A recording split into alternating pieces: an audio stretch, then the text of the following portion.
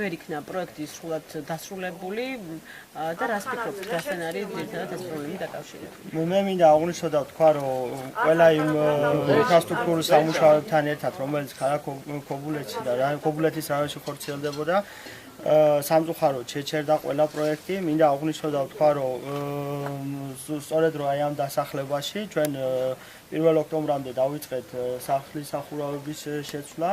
დაგეგმილი იყო თითქმის და სრულად გაკეთდა პროექტები, ყველა ბინის პროექტი გაკეთდა, რომლის მიხედვითაც უნდა გადახურულიყო ყველა სახლი, ხედავთ როგორი ავარიული სიტუაცია.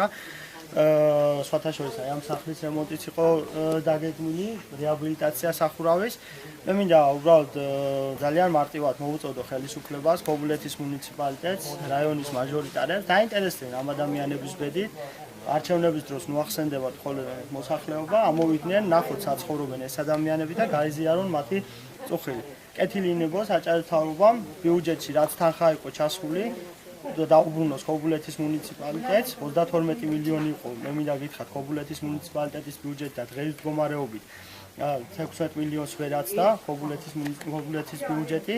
დაუბრუნოს თანხები და დაიწყოს რეაბილიტაცია სასწრაფოდ, გააგრძელოს ის პროექტები, ჩვენ ყოველდღიურად ყველა ეზოში, ყველა იმ დაწყებულ ინფრასტრუქტურაზე მივალ, ყველგან აბსოლუტურად გავაპროტესტებ შეჩერებულ სამუშაოებს და მე ვიმედოვრებ, რომ მოსახლეობაც აქტიურად ჩაებმება ამ საკითხში.